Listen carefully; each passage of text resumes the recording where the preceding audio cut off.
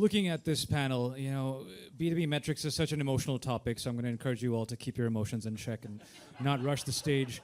LTV, CAC, CPM, CPLC, like WTF, right? And so I was really excited to host this panel because I think one of the things that we're looking for when we talk about B2B marketing metrics is really three things, and I'm trying to see if we can get to that in this panel, or at least set the foundation for it, which is simplicity, clarity, and credibility.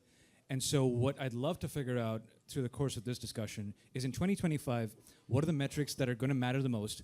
What are the things that we can just let go and really focus on to prove the impact of the marketing? And so I'm really glad that we've got this panel here with very varying levels of experience and company size, because each one is going to show you a different perspective. And as I know at Benchmarker, I'd segment my data by the type of company, because you can't just apply one benchmark to everybody. Don't listen to what ChatGPT just told you. So with that, I'm going to start with Heidi. Heidi, can you tell us a bit about Telium and how long you've been there? And then what are the benchmarks, the metrics that you'd love to let go of in 2025? Love to let go of, okay. Well, first off, thanks to everyone for being here. And metrics after lunch, that's kind of we're asking a lot, but it's going to be fun. So I have been at Telium about 5 years. We are a customer data platform. We basically collect data, bring it together, making sure it's consented and real time, and then we help activate that data. So we sell to a lot of large global enterprises, so mostly like B2C big brands. And I would say some metrics that I would love to let go of. So I'm going to answer it a little bit differently. I think it just depends who you're talking to. And so there's going to be metrics I care about with my team. There's going to be metrics I care about with my executives and then with the board, and they're just different. But I feel like what I would love to get away from is metrics, in my view, are very directional. And I hate when people say it's almost like a perfect science. And I feel like I'm old and have done this a long time, and it's just not perfect. You've been at Telium, 5 years now, half a decade, and you told me about having to win the trust of the board and investors early on, which is such a valid topic. Yeah. What is something that you would tell the audience about doing that? Yeah, I mean, I think with any metrics, if you're doing it just on your own and you kind of are doing it in a silo, it's probably not going to work. I think that the key for everybody is everyone in this room might have something that's the same, and then maybe some metric that's different for your business. The key is working with your executive team and your leaders and making sure they understand it and buy into it. And one of the things that I spend a lot of time with is like, for the investment you give me, I look at myself as almost like an investment banker. I don't have the vest, I'm not as wealthy. But that being said, that's how I think about the dollars given to me. It's like, where can I get the best return for the dollars I'm given? And so then I always work with them on, I can generally give you a 10x back in high quality pipeline. We have a very defined ICP, and that's worked really well. I've been able to stick to that. That's one example, but they buy into that and they get it. And it's like, I think speaking their language is important too, because I think marketers get really wrapped up in obviously like CAC isn't just a marketing term, but we have our own terms we get really enamored with. And I think a lot of executives, they feel like that isn't what matters. Just show me that you're hitting our numbers. Like really at the end of the day, are we hitting the numbers? Are we growing? Are we retaining customers? And it's like, if you just remember that's their lens. So it's worked for me, but spending time and getting their buy-in. Absolutely. And on Grant, we've got Grant, who is very experienced, 6-time CMO, 7 exits or so. And Grant, you've proved the value of marketing over and over again. And how would you do that if you're starting off today?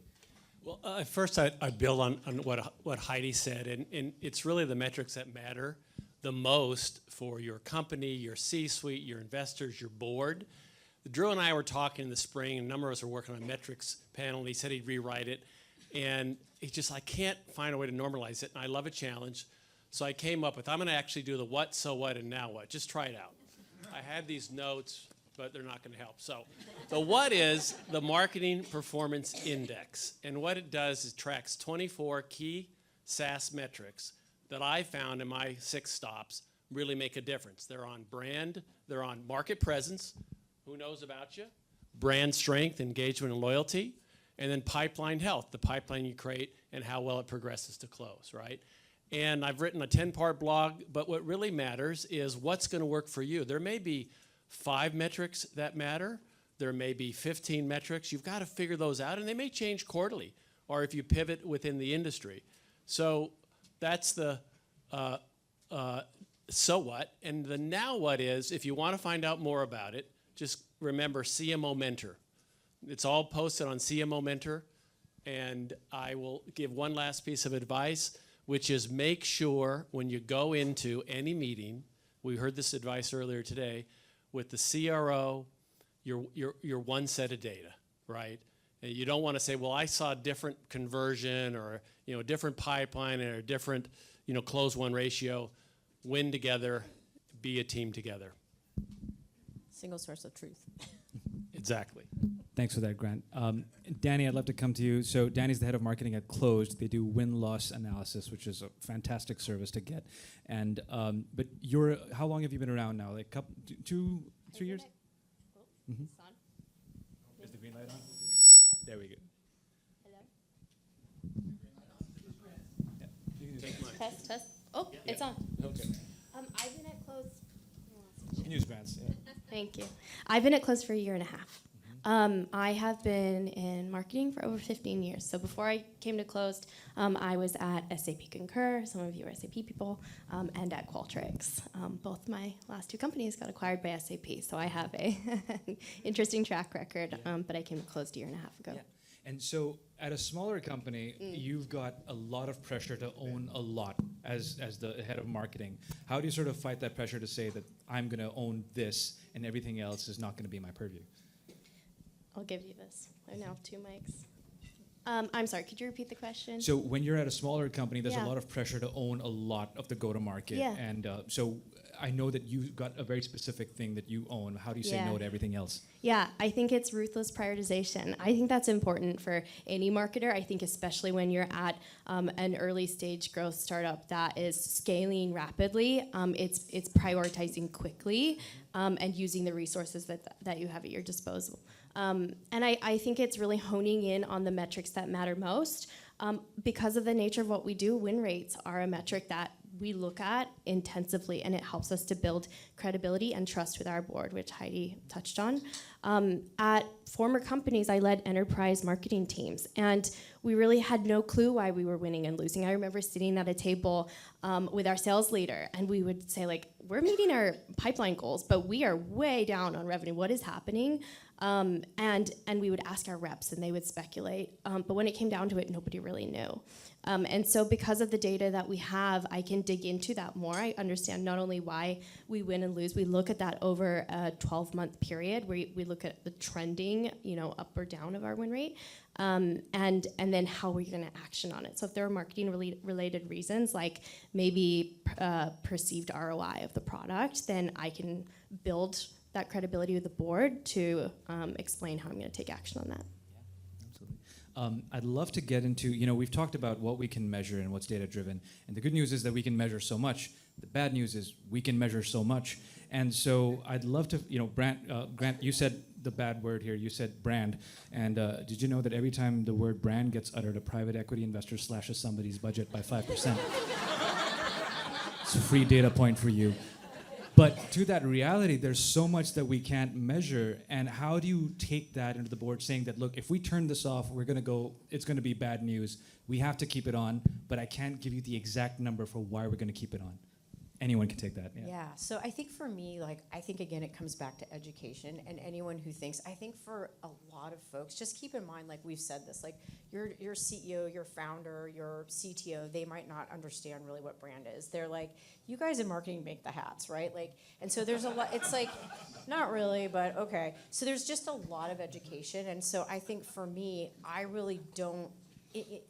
Of course, maybe in your budget you separate it, but I don't really talk about brand separately. In B2B, to me, it's your message you go to market with. Mm-hmm. And so it's not like an event's an event, but it's the message you put in it, and that's part of your brand. So I think we do ourselves a disservice of being like, is it brand or demand? It's like, really? Mm-hmm. Is a taco without a shell? It's not. You need the shell. And so, and I'll say that over and over. And so I feel like it's a lot of education, and I think it's getting them to see all products and services can look somewhat the same, Like, I think giving them examples, like go into your market and look, there's tons of ice cream. Why do you pick something? Because that brand has won over your heart and mind. And so we have our content that we put into market, our message. And the way we do that, I mean, that is really critical. And we can look at what happens when we don't do that. Yeah. So I think you just have to be really strong and do a good job with ongoing education. Yeah. And also don't separate those topics so much. I think we do ourselves a disservice with that. Absolutely. Grant, any ideas on board-ready language? Well, yeah, I would build on what Heidi said and not separate the two, but also that, tend to be very numbers, logical driven. I've worked with 3 PE firms, and what percentage of our target market is going to buy this year? And you raise your hand if you have 50% of your market's going to buy this year. Is it 10%? Is it 15%? Is it 20%? It's not all of your target customers, even your ICP, even your best verticals. And when they're ready to buy, if you've nurtured them, you've communicated, you've represented your brand, you can get on that list. And so that's why over time, if you just have to cut every dollar, then it just would be demand gen. But here's the other thing I found, and Omar's got stats to prove this, is if you're building market presence and you're increasing brand engagement, when you're actually in that competitive battle, you're going to get the emotional. We heard that earlier today. Emotional attachment to your brand. I feel better with closed. Over to you. I think for me, like as Heidi said, it's a balance. It's hard to pull those things apart. For me, it has been getting comfortable with knowing that some of our spend is not trackable. I know boards don't like to hear that. I have our CEOs buy in for that. So knowing that some of our event spend I treat as easily attributed back to marketing, and I assume that some of it is going towards brand awareness. I read buyer feedback frequently, and I will read something like, oh, I heard about you on a sponsored podcast a year ago. I had no budget. I came back when I got budget and purchased. I have no way to track that that person heard about me on the sponsored podcast. I can't attribute it back to that sponsored podcast. But we know that that happens through industry studies. We know that that happens through anecdotal feedback. I think for me, it's been just getting used to feeling a little bit uncomfortable with the part of brand awareness spend that feels like it's not trackable. Yeah. You can track a lot, though. And I mean, we do not have enough, let's be honest, we don't have enough time to get into all the details of this, but I mean, you can. And there's a lot you can show, and I think it's really powerful when you can do that. And even having like a survey that you put out to your customer base, and then, people that aren't your customers, do it 4 times a year and show that trend or that growth and the awareness, and then show how it relates to your bookings and NRR. I mean, boards don't care if you're hitting your bookings, I'll be honest, right? They're not gonna be like, why is that brand? I mean, as long as you show growth and you have good retention, I think people also like back off a little bit. But it's like tying it all together is key. It's not like these things operate in silos. Yeah. I think that is so important, is that isolating all these events is where things go south. And when you look at things as a whole, it's like a basketball team. Like all of those things working together are producing a really harmonious result. Grant, did you have something to add to that? Okay. I'd love to get into, we've talked a bit about the metrics that you present to the CEO and the board, but I'd also love to look at what's the stuff that you look at on a daily basis, a weekly basis, just for your internal tracking of performance. And what's some of the stuff that you're like, this doesn't need to come to me for the next 6 months? So for me, the first thing that I think is really important for everyone is to look at metrics in a way of like past, like what's occurred and understanding trends, what's current, and then I think the holy grail is really predicting. So I think that's one area that I think marketers can gain a lot of credibility. It's like, I predict that this is where our pipeline is going to be, and so I do want to say that. I think a dashboard is giving you somewhat of a, it depends what's in it, but you might be looking at past or maybe current. But for me, I have, the thing that's important is I didn't want to pull things out of spreadsheets or 50 different apps, which I'm sure a lot of people here do. It's like, we have it, but it's going to take me all day to pull it. So I really like having everything. I've built something in Salesforce, so I have some brand metrics that I look at. I look at some product marketing key things that are important to me around messaging and what's resonating, and I can walk people through that. Revenue metrics, and then some of our customer metrics. And those are the 4 areas that I look at regularly. And certain things with our target accounts, like engagement meetings, where they can have more variability, and just making sure trends are looking good. Yeah. Because you want to spot things before they go down. Yeah, absolutely, absolutely.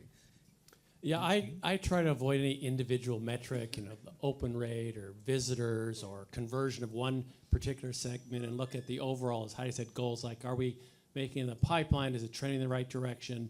Are we getting the type of leads that sales is able to convert versus quality over quantity? Are we tracking? I love the customer experience ones too, because that can be a leading indicator if you're starting to drop your NPS or your customer satisfaction score. Why is that? If you cut your support staff, is your product not getting easier to use?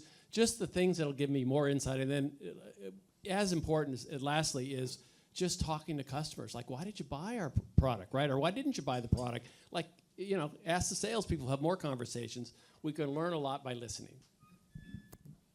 I would say marketing sourced pipeline, marketing sourced revenue are king for us, and ROI. Those are my North Star that we're driving towards. But I think it's important to put it into context. So year over year, what does that look like? Are we up? Are we trending down? And then I'm always interested in what percentage of the pipeline marketing contributes versus sales. It's really important to me, particularly for the size of company that we are, that marketing is a hand-in-hand partner with sales. We are striving towards the same overall number, but that marketing is contributing a significant piece of the pie.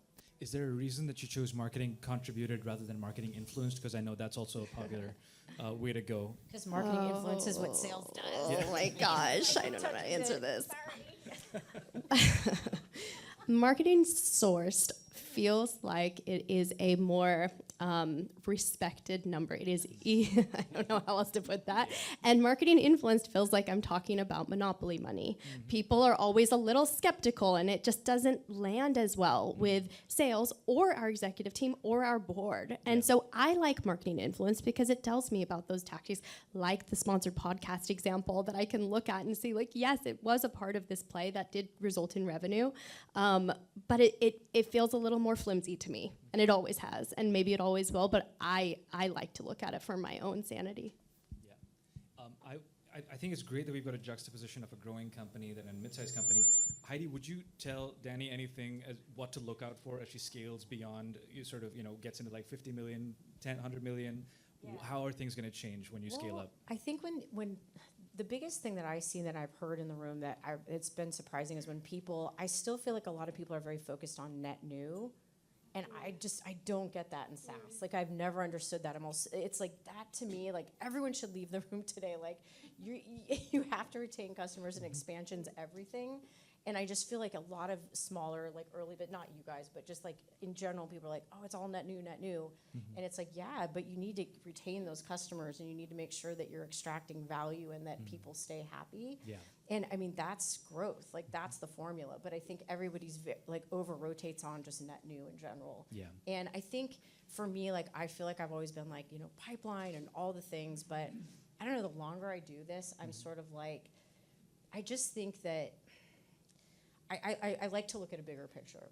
And I think as you get bigger, making sure that people really understand that, because I don't always want marketing to be like just boiled down to like pipeline. Because it's true, you're right, you're totally right, but I feel like it's my job to explain to people, like, we're also creating this important preference, and if we do our job right, deals will actually move faster too, right? Like, we're hitting on messages that resonate with people, and like, we're getting it over the line. And again, it just depends on your executives, I guess. Yeah. But as you get bigger, I can't stress enough the importance of investing in customers and that marketing, because it's a huge revenue source that people don't spend time on. Yeah. Yeah, I'd love to add to that. I've mostly been to growth stage companies, 50 to a couple $100 million. And when I was at Emburse, there was nobody leading the cross-sell. So I raised my hand, and I know Drew's talked a lot about Marketing Plus, but I had to be fully in step with the CRO, fully in step with the head of customer success. And we worked during COVID, a travel expense company, grew double digits through cross-sell. Net new was a lot tougher, as it probably is now. So you have to make sure you put adequate, not over amount, but adequate resource, cross-functionally driving expansion, retention, and satisfaction of your customers. Ooh, I have one other thing. Budgets probably go down. I think I think as you grow, sometimes people are like, well, it's like, at times that I've been at companies doing extremely well, they're like, well, we're going to give you this year. Yeah. And it's like, but we want you to grow and do even more. And so it's just getting comfortable with like, all right, that's what it's going to be. Yeah. It's like, I don't know if that's true for a lot of people in here, but I've always been at companies that are like, guess what? We're going to be more efficient. Like, our CEO now is like, oh, with AI, you guys can do it with 4 people. And it's like, it's okay. I mean, that's going to be the mentality. Yeah. It's just getting used to like, all right. Thank you so See how much it goes. all for the wonderful conversation today. All right, and while they're getting off the stage, thank you all. You're amazing, amazing. Thank you.